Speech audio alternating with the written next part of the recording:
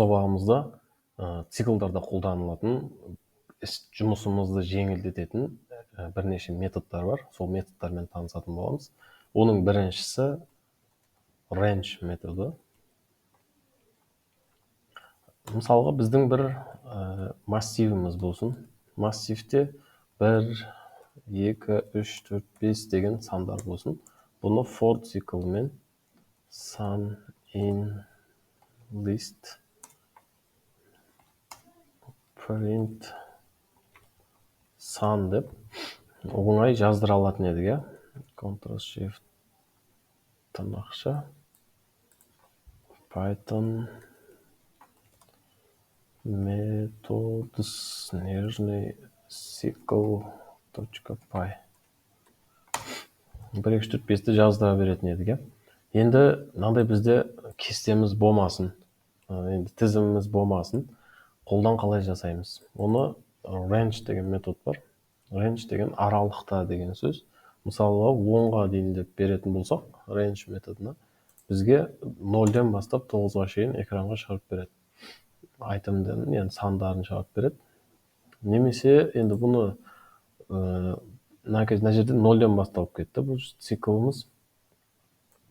Бұны 0-ден бастамас үшін 1-ден беруіміз мүмкін. Мысалы, 1 үтір деп береміз бұл кезде. 1-ден бастап 10-ға дейін дейтін болсақ, циклымыз қайтадан жұмыс жасайды. Так, 1-ден бастады, бірақ 10-ды ең соңғы элементті барлығында да білесіздер, қосылмайтын еді. Бастапқы элементін алады, соңғы элементін алдырмайтын еді. 10-ды қосу үшін 11-ді беретін болсақ, ол кезде 1-ден бастап 10-ға дейін экранға жаздырып беретін еді.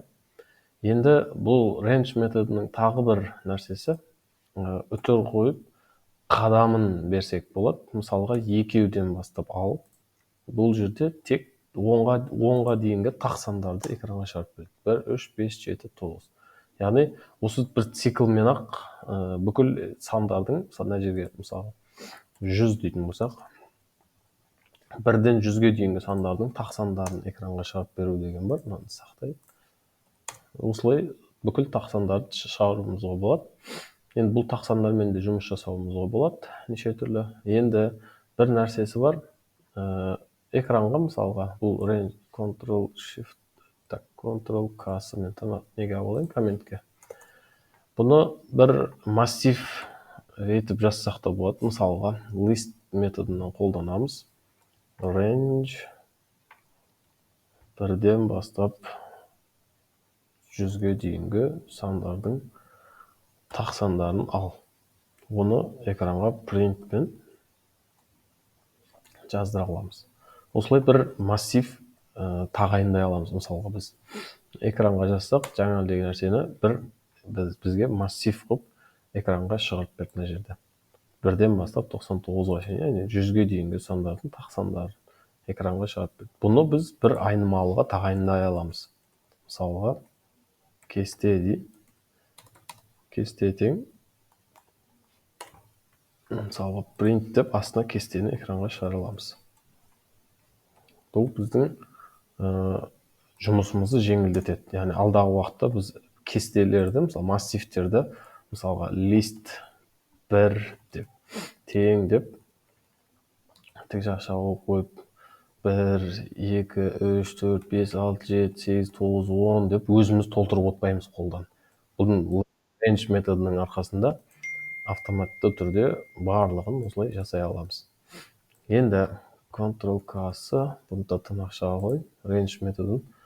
Енді келесі бізде, мынаны кішігірім экран түсіріп алайын. Екінші методымыз бар, enumerate деген методымыз бар. Бұл метод қалай жұмыс жасайды? Мысалға, бір string неміз болсын, айнымалымыз болсын, A деген.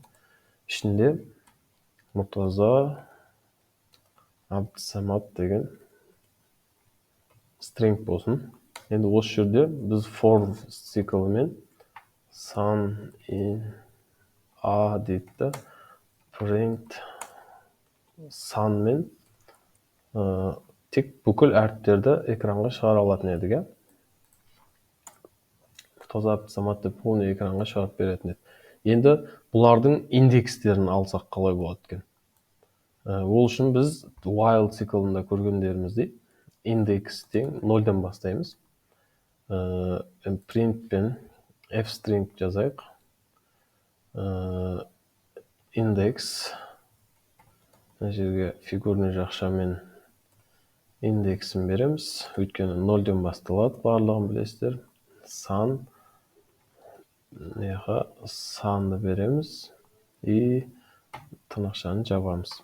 Сол кезде астына сан индексті біз арттырып отыруымыз керек еді. Плюс тең 1 while циклындағыдай. Енді мына жерде біз индекс номерлермен бірге шығарамыз. Мысалы, Мұртаза Абдусаматтың 0-ден басталатыны, индексі 0, 1, 2, 3, осылай 17 индекстен тұратын, 17 саннан тұратын индексті экранға шығара аламыз осылай.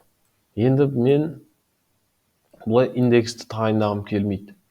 Ол үшін не істеймін? Мына жерде enumerate деген enumerate a деп метод қолданамын. Бірақ бұл жерде индексті мен алдына беруім керек болады. Өйткені бұл қазір көрсетемін сіздерге. Индексті арттырудың қажеті жоқ. Дәл осындай нәтижені қазір осы enumerate методын қолдану арқылы да қол жеткізе аламыз. Бұл жалпы enumerate деген индекс дейінде print пен просто мына жерге print тек индекстін жаздырсақ қалай болады? Enumerate методы қалай жұмыс жасайтынын көрейік. Ол кезде бізге мынандай нәрсе шығарып береді. Бірінші 0-шы индекс m-ға тең, tuple деген өттік қой алдында типті. Сондай әр қадамда 0-ге, 1-ге, яғни автомат түрде 0, 1, 2, 3, 4 деп индексті өзі автоматты шығарып береді бұл метод. Enumerate. Енді бұл алдыңғы циклдарды көрген кезде де мына элементіне и мына элементіне 2 рет айнымалы тағайындау арқылы қол жеткізе алатын едік. Мына жерге сан деп тырнақша алып қояйын, мына тырнақшаны өшірейін. Сол кезде индекс пен санды екеуін бөліп ала алатын едік.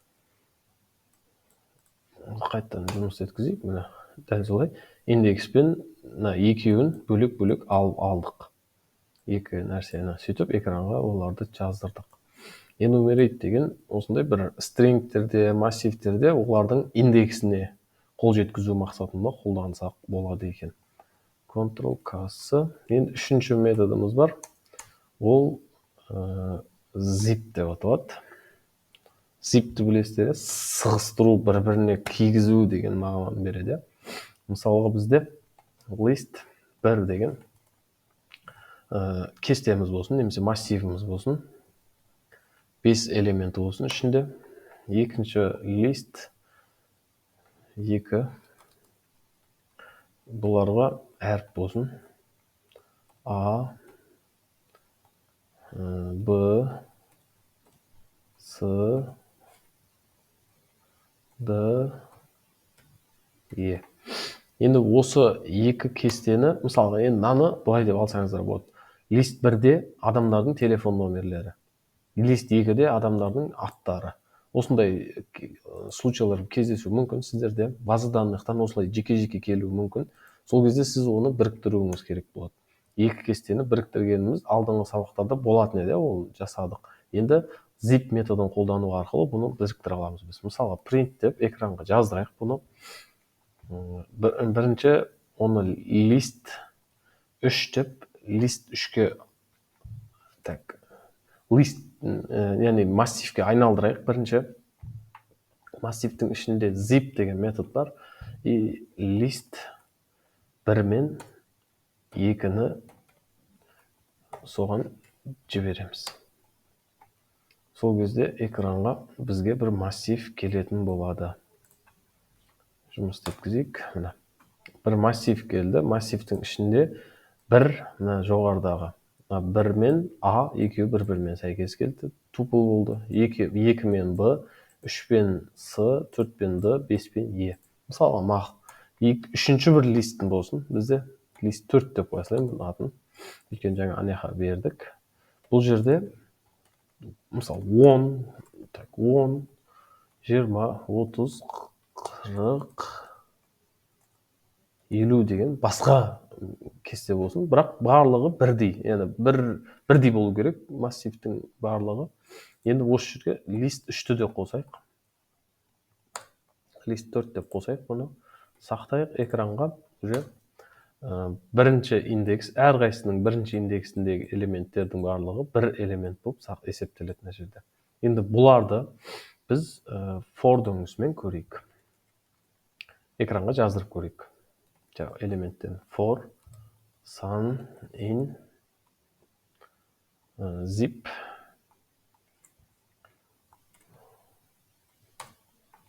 printпен сандарды экранға шығарсын. Енді элемент деген сөз ол сан мына жерде мен былай айнымалы жаза салдым. Ол кезде міне көрдіңіздер, бірінші индекс А-ға, 10-ға. Енді бұл үшеуі үш элемент болып тұр. Бұлардың үшеуіне де қол жеткізсек болады. Мысалға А үтір Б үтір С деп жоғарыда көрсеткенімдей. Енді print деп мысалға тек А-ны ғана экранға жаздыра аламыз. Бірінші тек сандарын ғана 1, 2, 4, 5 жаздыра аламыз. Немесе А мен Б-ны ғана жаздыра аламыз.